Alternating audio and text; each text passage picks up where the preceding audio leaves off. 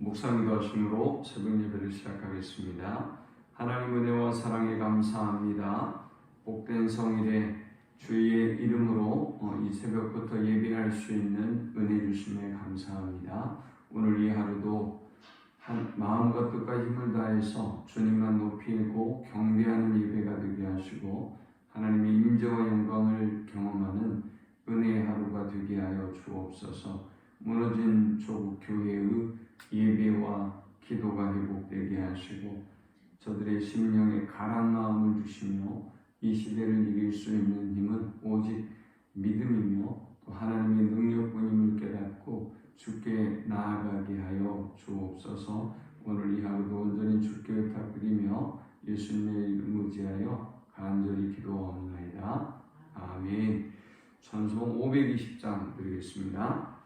듣는 사람마다 복음 전하여 복스러운 소식들을 퍼치세. 모든 사람에게 전할 소식은 어느 누구나 오라. 어느 누구나 주께 나오라. 어서 와서 주의 말씀 들으라. 하늘아버지가 오라 하시니 어느 누구나 오라. 오는 사람들은 지체 말고서 문 열었을 때에 들어오시오. 생명길은 오직 구주 예수니 어느 누구나 오라. 어느 누구나 주께 나오라. 어서 와서 주의 말씀 들으라. 하늘아버지가 오라 하시니 어느 누구나 오라. 언약하신 대로 이룰 것이니 누구든지 언약 받을 수 있네. 받은 사람에게 생명이로다. 어느 누구나 오라. 어느 누구나 주께 나오라. 어서 와서 주의 말씀 들으라. 하늘아버지가 오라 하시니 어느 누구나 오라. 아멘. 오늘 이 시간에 주시는 살아계신 하나님의 말씀은 구약성경 출애굽기 9장 13절에서 26절의 말씀입니다. 여호와께서 모세에게 이르시되 아침에 일찍이 일어나 바로 앞에 서서 그에게 이르기를 히브리 사람의 하나님 여호와의 말씀에 내 백성을 보내라. 그들이 나를 섬길 것이니라. 내가 이번에는 모든 재앙을 너와 내 신하와 내 백성에게 내려 온 천하에 나와 같은 자가 없음을 내게 알게 하리라. 내가 손을 펴서 돌림병으로 너와 내 백성을 쳤더라면 내가 세상에서 끊어졌을 것이나 내가 너를 세웠으면 나의 능력을 내게 보이고 내 이름이 온 천하에 전파되게 하려 하였음이니라. 내가 여전히 내 백성 앞에 교만하여 그들을 보내지 아니하느냐. 내일 이맘때면 내가 무거운 우박을 내리리니 애굽 나라가 세워진 그날로부터 지금까지 그와 같은 일이 없었더라. 이제 사람을 보내어 내 가축과 내 들에 있는 것을 다 모으라. 사람이나 짐승이나 무릇 들에 있어서 집에 돌아오지 않는 것들에게는 우박이 그 위에 내리리니 그것들이 죽으리라 하셨다 하라 하시니라. 바로의 신하 중에 여호와의 말씀을 두려워하는 자들은 그 종들과 가축을 집으로 피하여 들였으나 여호와의 말씀을 마음에 두지 아니하는 사람은 그의 종들과 가축을 들에 그대로 두었더라. 여호와께서 모세에게 이르시되 너는 하늘을 향하여 손을 들어 애굽 전국의 우박이 애굽 땅의 사람과 짐승과 밭의 모든 채소에 내리게 하라. 모세가 하늘을 향하여 지팡이를 들매 여호와께서 우레소리와 우박을 보내시고 불을 내려 땅에 달리게 하시니라. 여호와께서 우박을 애굽 땅에 내리시며 우박이 내림과 불덩이가 우박이 섞여 내림이 심히 맹렬하니 나라가 생긴 그때로부터 애굽 온 땅에는 그와 같은 일이 없었더라. 우박이 애굽 온 땅에서 사람과 짐승을 막론하고 밭에 있는 모든 것을 쳤으며 우박이 또 밭의 모든 채소를 치고 들의 모든 나무를 꺾었을 때 이스라엘 자손들이 있는 그곳 고센 땅에는 우박이 없었더라. 아멘. 본문 18절에 보니까 내일 이맘때면 내가 무거운 우박을 내리리니 했어요. 여기 무거운 우박에서 무거운이라는 표현이 있습니다. 34절에 보면 바로가 비와 우박과 우레소리가 그친 것을 보고 다시 범죄하여 마음을 완악하게 하니 했는데, 여기 완악하다라는 이 말은 앞에서 18절에 봤던 무거움과 똑같은 의미입니다. 원어적으로 보면 재밌는 표현이죠. 무거움과 그 다음 완악함은 같은 표현이에요. 무거운 재앙, 완악한 마음.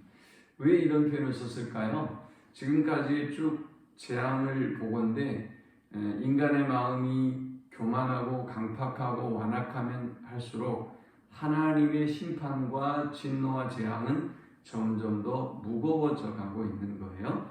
그 무게만큼 비례해서, 우리의 강팍함만큼 비례해서 하나님은 무거운 재앙을 내리시고 인간에게 경고하시고 또 하나님을 경외하게 하시는 것입니다.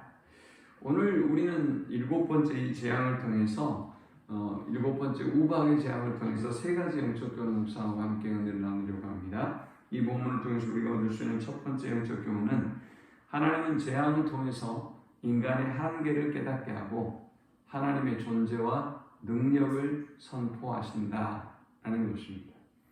계시에는 자연계시와 특별계시가 있죠. 자연계시는 일반계시라고도 하고 이 모든 자연의 섭리, 우주의 섭리, 인간 세계의 삶 속에서 우리가 하나님의 뜻을 알 수 있는 것, 깨달을 수 있는 것, 이것이 자연계시예요. 그리고 두 번째 계시는 성경계시, 특별계시라고 하는데, 그것은 말씀을 통해서 주시는 계시이고 또 예수 그리스도를 통해서 주시는 계시예요. 본문의 이 재앙을 통해서 우리는 하나님을 알게 되고 하나님의 존재와 능력을 알게 되고 또 저 재앙과 세상 속에서의 그 일어나는 일들을 통해서 우리는 하나님의 존재와 섭리와 일하심을 보고 깨달을 수 있는 것입니다. 지금 우리가 이 코로나 이 시대에 기억해야 할 사실은 이 재앙이라고 하는 것이 그냥 이 시대에 우리에게 주어진 것이 아니라는 것이죠. 귀 있는 자는 성령이 교회를 통해서 주시는 음성을 들어야 돼요. 귀 있는 사람은 이 들을 귀를 가지고 이 시대에 하나님이 주시는 음성을 들어야 돼요. 허둥지둥 살려고 몸부림친다고 해서 이 재앙을 피할 수 있는 것이 아니고요.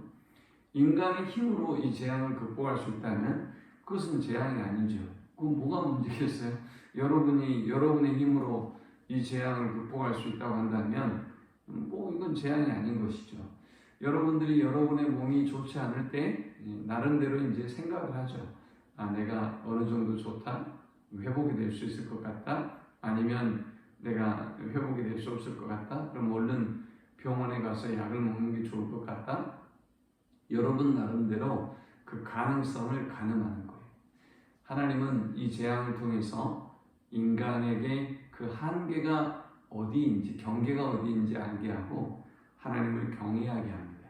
하나님의 존재와 능력을 깨닫게 하는 것입니다. 16절에 보니까 내가 너를 세웠으면 나의 능력을 내게 보이고 내 이름이 온 천하에 전파되게 하려 하였음이니라. 아멘. 하나님은 모세를 통해서 하나님의 이 모든 일들 속에서 하나님의 능력이 선포되기를 원하셨고 또 하나님 이름이 온 천하에 선포되기를 원하셨어요. 하나님은 또 이 바로의 강팍함을 통해서 이 하나님의 이름이 온 천하에 선포되게 하십니다. 그 말이 무슨 얘기입니까? 우리가 강팍하면 강팍할수록, 교만하면 교만할수록 하나님은 더 무거운 재앙으로 더 강력한 역사를 통해서 하나님이 하나님 되심을 선포하게 하는 것입니다. 그러므로 우리는 우리의 삶 속에서 말씀하시는 하나님의 음성을 들어야 돼요. 우리의 삶 속에서 일어나는 이 모든 일들을 통해서 하나님의 계획과 섭리를 볼 수 있어요. 그것이 복 있는 사람의 길인 것입니다. 두 번째 우리가 이 말씀을 통해서 얻을 수 있는 영적 교훈은 재앙을 통해서 세상은 하나님을 두려워하고 하나님의 음성을 듣게 된다라는 것입니다. 하나님이 바로에게 말씀하셨어요. 14절과 15절에 보니까 내가 이번에는 모든 재앙을 너와 내 신하와 내 백성에게 내려 온 천하에 나와 같은 자가 없음을 내게 알게 하리라. 내가 손을 펴서 돌림병으로 너와 내 백성을 쳤더라면 내가 세상에서 끊어졌을 것이나 했어요. 이건 우리에게 주시는 하나님의 준엄한 음성이에요. 여러분, 저와 여러분을 하나님이 치셨다면 지금 우리가 이 자리에 있을 수가 없겠죠. 그런데 이 시대의 사람들이 그런 하나님의 은혜와 보호와 사랑의 손길을 몰라요. 하나님이 얼마나 우리를 세밀하게 보호해 주시고 인도하시는지를 모르고 강팍하고 교만하게 살고 있어요. 바로요, 하나님이 바로에게 경고하기 위해서 애굽에 재앙을 내렸지만 하나님이 그 속에서 이 바로를 통해서 일하시는 그 일하심의 계획이 하나님의 계획이 있기 때문에 하나님이 지금 바로를 살려두고 계시는 것이죠. 저와 여러분도 역시 마찬가지예요. 저와 여러분을 하나님이 이렇게 살게 해주시고 보호해 주셨다면 하나님은 우리를 통해서 하시고자 하는 일이 있는 것입니다. 우리를 통해서 보여주시고자 하는 일이 있는 것입니다. 그럼 우리는 날마다 이 하나님의 역사 앞에 겸손해야 되고요. 또 날마다 하나님의 은혜에 감사해야 될 줄 믿습니다. 자, 이제 7번째 우박의 재앙을 하나님이 경고하시고 18절에 보니까 내일 이맘때면 내가 무거운 우박을 내리니 애굽 나라가 세워진 그날로부터 지금까지 그와 같은 일이 없었더라. 이제 사람을 보내어 내 가축과 내 들에 있는 것을 다 모으라. 사람이나 짐승이나 무릇 들에 있어서 집에 돌아오지 않는 것들에게는 우박이 그 위에 내리니 그것들이 죽으리라 하셨다 하라 하십니다. 7번째 재앙에 대한 경고가 있었습니다. 그리고 20절, 21절에 보니까 바로의 신하 중에 여호와의 말씀을 두려워하는 자들은 그 종들과 가축을 집으로 피하여 들였으나 여호와의 말씀을 마음에 두지 아니하는 사람은 그의 종들과 가축을 들에 그대로 두었더라. 이 사람들은 하나님을 믿지 않는 사람들이죠. 그러나 이 재앙 속에서 점점 더 하나님에 대한 두려움을 갖게 되는 것입니다. 여러분, 지금 저 세상이 어떨까요? 처음에 저 세상의 사람들은 마치 바로가 모세를 향해서 비웃었듯이 너희가 할 일이 없으니까 지금 제사를 드리겠다는 소리를 하는구나. 그 일이 너네가 정말 한가하고 너희가 여유가 있기 때문에 그런 생각을 하는구나 라고 그들을 모욕하고 공격했단 말이죠. 딱 코로나가 벌어지면서 교회가 모욕을 받고 공격을 당했다는 것처럼 그런 비웃음, 조롱이 있었어요. 그러나 여러분, 과연 그럴까요? 앞으로도 계속 그렇게 될까요? 저는 그렇게 생각하지 않아요. 인간은 반드시 하나님의 이 재앙 앞에서 겸손해질 수밖에 없어요. 우리가 할 수 있는 것이 아무것도 없다는 것을 깨닫고 겸비하게 스스로 엎드릴 수밖에 없어요. 환경이 파괴되고 저 북극의 얼음들이 녹아내리고 또 황사가 심해지고 기후에 어떤 변화가 일어나니까 세상이 어떻게 해요? 시키지 않아도 자기들이 어떻게 해야 될 줄 알아요. 탄소세를 부과하고요. 기업들이 이 탄소를 배출하지 않기 위한 인류의 노력이 시작되고 있죠. 지금도 그것 갖고 많이 싸우고 있지만 여러분, 그렇습니다. 결국 인간은 하나님에 대해서 이 재앙을 만나게 되면 경외하는 마음을 갖는 거예요. 이 애굽의 사람들이 우박 재앙에 대한 말씀을 듣고 얼른 준비를 하지 않습니까? 마음에 두려움이 생기지 않습니까? 지금 저 세상의 상태는, 지금 저 믿지 않는 사람들의 상태는 딱 20절과 21절의 상태. 그러면서도 또 갈등하고, 그러면서 또 고민하고 있는 그런 상태가 바로 세상의 상태인 것입니다. 자, 마지막 우리가 이 본문을 통해서 얻을 수 있는 영적 교훈은, 그리스도인은 재앙에서 영혼을 구원할 수 있는 길은 오직 말씀을 증거하는 일뿐임을 기억해야 한다는 것입니다. 여러분, 우리가 세상을 살아가는 방법은, 이 세상을 살릴 수 있는 방법은 예배를 안 드리는 게 아니에요. 그렇게 저 사탄은 속이고 예배를 무너뜨리고 사람들을 모이지 못하게 만들고 기도해도 못하게 만들고 막 그러지 않습니까? 저희 그 의정부가 정말 복된 도시인 것은 목사님, 장로님들이 매월 첫날 모여서 기도하는 모임이 있어요. 어제 우리 교회에서 이후에 총회를 했죠. 근데 무려 22년째를 그렇게 해오고 있어요. 새벽 6시 반에 모이는데 이게 보통 일이 아니죠. 저처럼 2부 새벽 예배를 드리는 사람은 이거 마치고 가는 것도 힘들어요. 무슨 명예를 누리는 것도 아니고요. 어디에게 보여지는 것도 아니죠. 묵묵히 이 나라와 민족을 위해서, 의정부를 위해서, 그리고 의정부의 모든 성도들의 사업을 위해서, 또 선교를 위해서 기도하는 거예요. 정말 대단한 분들 아닙니까? 저는 진짜 존경스러워요. 박수와 지지를 보내요. 그런데 이런 그 모임도 지난해 해 동안은 거의 모이지는 못했습니다. 모이지는 못하게 하는. 그런데 모이지 못하게 하는 것이 문제가 아니라 이 속에서 우리가 뭐 흩어져 있든 어쨌든지 간에 얼마나 우리가 기도하고 하나님에 대한 경외심, 두려워하는 마음을 갖고 있는가가 문제인데, 이제 그것까지 무너지면 문제겠죠. 중요한 사실은 전하지 않으면 들을 수가 없고요. 그들이 듣지 않으면 지금 20절, 21절처럼 바로의 신하들이 들어야 뭔가 이 우박에 대한 하나님의 진노와 심판에 대한 두려운 마음을 가지고 이들이 믿든지 아니면 가축을 숨기든지 뭔가 반응을 할 것 아닙니까? 근데 이 시대의 그리스도인들은 그냥 숨어 있어요. 입을 닫아요. 지금은 전할 때가 아닙니다. 지금은 부끄러워서, 지금 누가 예수 믿습니까? 그것이 우리의 주장이고 생각이죠. 그러나 어때요? 모세를 통해서 증거된 이 말씀, 또 재앙을 통해서 증거된 하나님의 하나님 되심에 대해서 사람들은 두려워하고 반응을 보이기 시작했단 말이죠. 우리가 이 시대를 살릴 수 있는 방법은 하나님의 말씀을 전하는 방법밖에 없어요. 그 결과는 성령님께 맡기고 우리는 우리의 사명을 다해야 하는 것입니다. 자, 모세를 통해서 하나님이 이 시대를 살고 있는 우리가 해야 될 두 가지를 말씀하고 있죠. 첫 번째 뭡니까? 말씀을 전하는 일이고, 전해야 이 재앙의 의미가 뭔지, 우리가 이 재앙에서 살 수 있는 방법은 무엇인지 알게 될 거예요.